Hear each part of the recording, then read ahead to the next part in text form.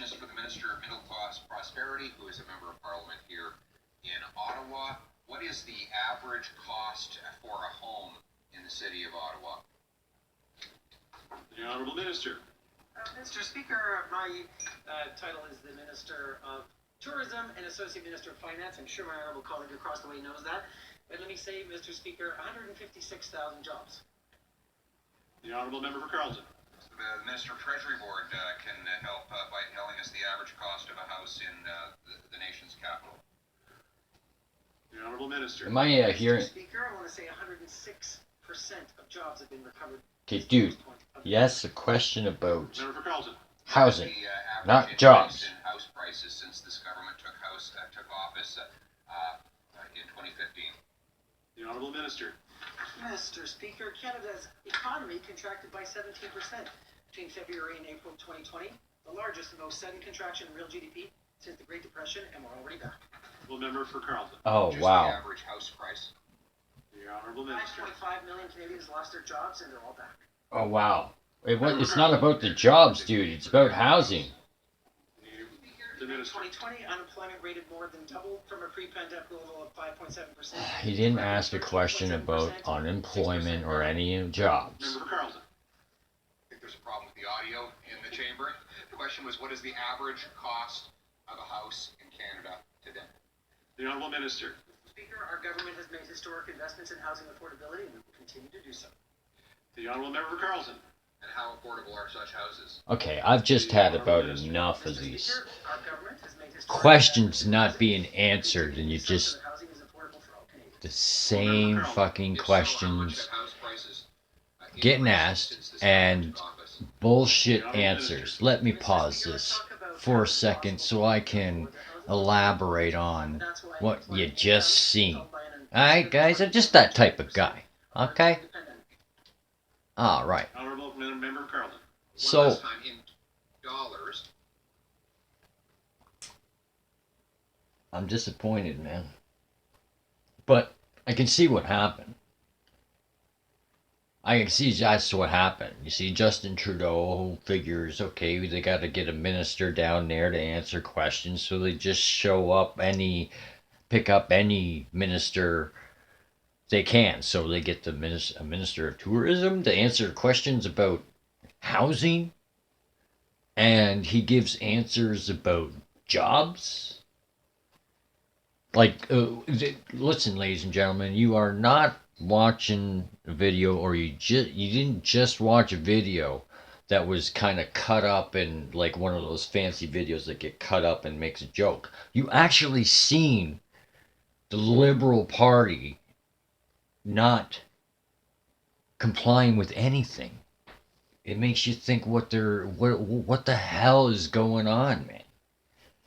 You know, but it just anybody out there sees this, and this just looks ridiculous. I mean, can't even answer a damn question. Now, Paul,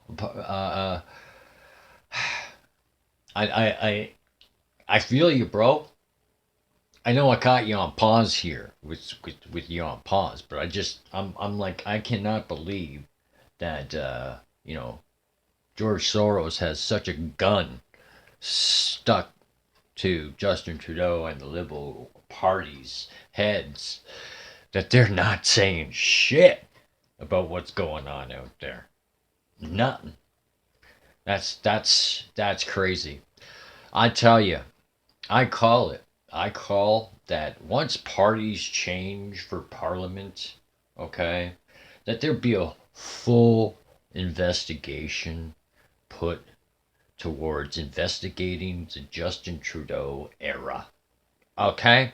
Because it all stinks.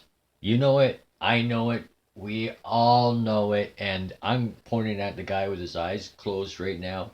That guy is gonna help us get the answers, because he's the one that's out there toughing it out, even though he has to keep repeating the same question over and over again, maybe in a couple different forms. Maybe the people on the Liberal Party just spend so much time speaking French and over in Quebec, okay, that they just don't understand plain English.